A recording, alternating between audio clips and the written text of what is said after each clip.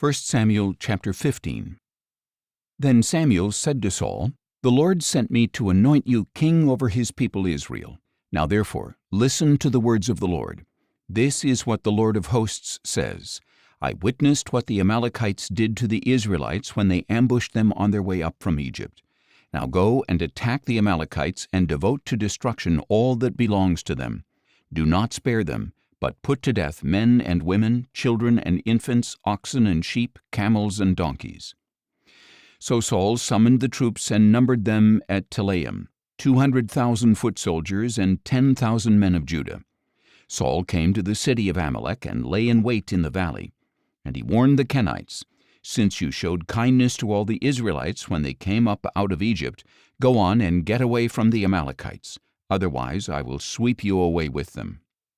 So the Kenites moved away from the Amalekites. Then Saul struck down the Amalekites all the way from Havilah to Shur, which is east of Egypt. He captured Agag, king of Amalek, alive, but devoted all the others to destruction with the sword. Saul and his troops spared Agag along with the best of the sheep and cattle, the fat calves and lambs, and the best of everything else. They were unwilling to destroy them, but they devoted to destruction all that was despised and worthless. Then the word of the Lord came to Samuel, saying, "I regret that I have made Saul king, for he has turned away from following me and has not carried out my instructions." And Samuel was distressed and cried out to the Lord all that night.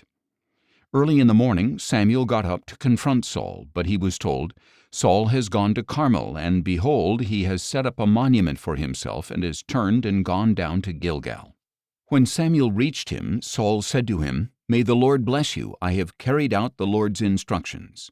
But Samuel replied, "Then what is this bleating of sheep and lowing of cattle that I hear?"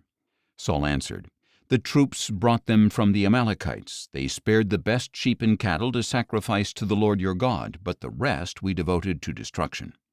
"Stop," exclaimed Samuel. "Let me tell you what the Lord said to me last night." "Tell me," Saul replied.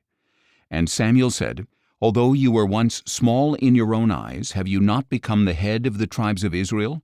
The Lord anointed you king over Israel and sent you on a mission, saying, 'Go and devote to destruction the sinful Amalekites. Fight against them until you have wiped them out.' So why did you not obey the Lord? Why did you rush upon the plunder and do evil in the sight of the Lord?"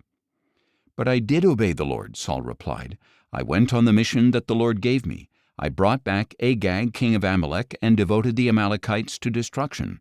The troops took sheep and cattle from the plunder, the best of the things devoted to destruction, in order to sacrifice them to the Lord your God at Gilgal." But Samuel declared, "Does the Lord delight in burnt offerings and sacrifices as much as in obedience to his voice? Behold, obedience is better than sacrifice, and attentiveness is better than the fat of rams. For rebellion is like the sin of divination, and arrogance is like the wickedness of idolatry. Because you have rejected the word of the Lord, he has rejected you as king." Then Saul said to Samuel, "I have sinned. I have transgressed the Lord's commandment and your instructions, because I feared the people and obeyed their voice. Now therefore, please forgive my sin and return with me so I can worship the Lord." "I will not return with you," Samuel replied, "for you have rejected the word of the Lord, and he has rejected you as king over Israel." As Samuel turned to go, Saul grabbed the hem of his robe, and it tore. So Samuel said to him, "The Lord has torn the kingdom of Israel from you today, and has given it to your neighbor who is better than you. Moreover, the glory of Israel does not lie or change his mind, for he is not a man that he should change his mind." "I have sinned," Saul replied. "Please honor me now before the elders of my people and before Israel. Come back with me so that I may worship the Lord your God." So Samuel went back with Saul, and Saul worshipped the Lord. Then Samuel said, "Bring me Agag, king of the Amalekites." Agag came to him cheerfully, for he thought, "Surely the bitterness of death is past." But Samuel declared, "As your sword has made women childless, so your mother will be childless among women." And Samuel hacked Agag to pieces before the Lord at Gilgal.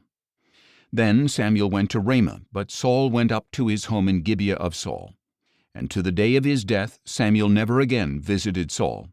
Samuel mourned for Saul, and the Lord regretted that he had made Saul king over Israel.